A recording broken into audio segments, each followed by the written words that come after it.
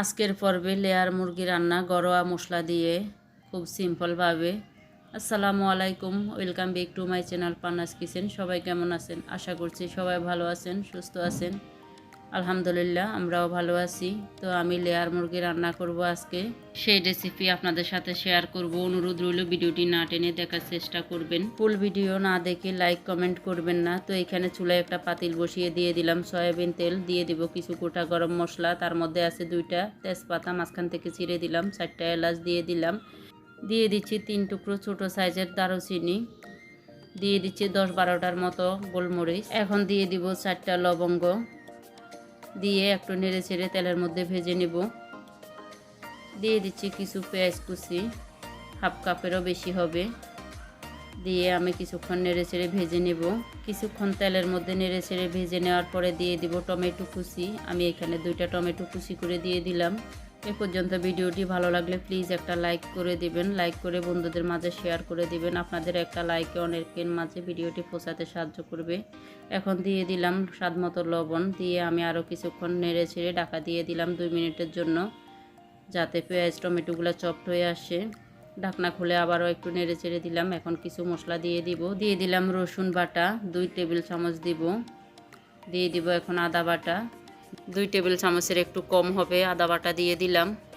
আদা রসুন পেস্টগুলো দেওয়া হয়ে গেলে আমি কিছুক্ষণ তেলের মধ্যে নেড়ে চেড়ে ভেজে নেব, যাতে কাঁচা গন্ধটা চলে যায়। এখন দিয়ে দিচ্ছি হলুদ গুঁড়ো দিয়ে দিলাম আমি 1 চা চামচের একটু বেশি হবে। তো আমি 1.5 চা চামচ মরিচ গুঁড়ো দিলাম।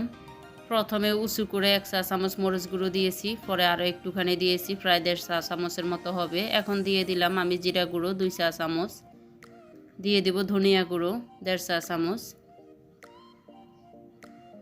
সবগুলা মশলা দেয়া হয়ে গেলে এখন দিয়ে দিলাম আমি গরম মশলা গুঁড়ো 1 চা চামচের মতো হবে। উঁচু করে দিই নাই, একদম লেবেল করে দিয়েছি 1 চা চামচ গরম মশলা গুঁড়ো দিয়ে। এখন আমি ভালোভাবে কিছুক্ষণ মশলাগুলো ভেজে নিলাম, নিয়ে দিয়ে দিলাম ফুটন্ত গরম পানি মশলাগুলো কষানোর জন্য। আমি ভালোভাবে মশলাগুলো কষিয়ে নিব পানি দিয়ে। এখন একটু নেড়ে ছেড়ে আমি ঢাকা দিয়ে দিব 5 মিনিটের জন্য। 5 মিনিট ভালোভাবে মশলাগুলো কষিয়ে নিলাম।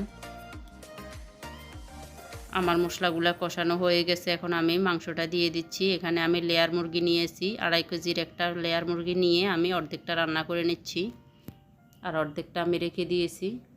এভাবে সবাই রান্না করতে পারেন, তারপরেও আমি রান্নার রেসিপিটা শেয়ার করতেছি যারা একেবারে নতুন রাঁধুনি তাদের জন্য। এখন আমি নেড়ে ছেড়ে ভালোভাবে ঢাকা দিয়ে দিব। 20 মিনিটের মতো আমি এভাবে রান্না করে নেব, মাংসগুলো ভালোভাবে কষিয়ে নিব। তো এখন ঢাকনা খুলে দিয়ে দিলাম 5-6টার মতো কাঁচামরিচ ফালি। এখন আমি ঢাকনা খুলে দিয়ে দেব কিছু আলু আর মূলা, দেওয়া হয়ে গেলে ভালোভাবে নেড়ে ছেড়ে দেব। আলু মূলা দুইটাই দিয়ে রান্না করব, আমার কাছে ভালো লাগে মূলা দিয়ে রান্না করলে, সেজন্য আমি মূলাটা দিলাম আর আলুটা বাচ্চাদের জন্য দিলাম। তো আমার লেয়ার মুরগির রান্নার রেসিপি কেমন হয়েছে অবশ্যই কমেন্ট করে জানাবেন।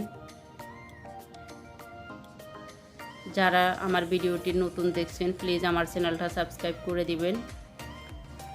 যারা ফেসবুক থেকে দেখছেন প্লিজ আমার পেজটি ফলো করে দিবেন আর ভিডিওতে একটা লাইক দিয়ে দিবেন। যারা অলরেডি সাবস্ক্রাইব করে দিয়েছেন তাদেরকে অসংখ্য ধন্যবাদ। এখন আমি মুরগির পেটের মধ্যে যে ডিমগুলো হয় ওই ডিমটা দিয়ে দিলাম, দিয়ে আরও কিছু ফুটান্ত পানি দিয়ে একটু নেড়ে ছেড়ে ঢাকা দিয়ে দিলাম। ঢাকা দিয়ে আমি ভালোভাবে রান্না করে নিচ্ছি।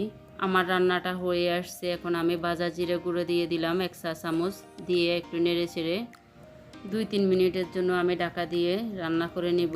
এই তো আমার রান্নাটা হয়ে গেছে। আপনারা যারা আমার নতুন বন্ধু হয়ে থাকেন প্লিজ আমাকে কমেন্টের মাধ্যমে জানাবেন, নয়তো আমি বুঝতে পারবো না। আজকে এ পর্যন্ত, সবাইকে ধন্যবাদ এতক্ষণ পর্যন্ত যারা যারা ধৈর্য ধরে আমার ভিডিওটি দেখছেন।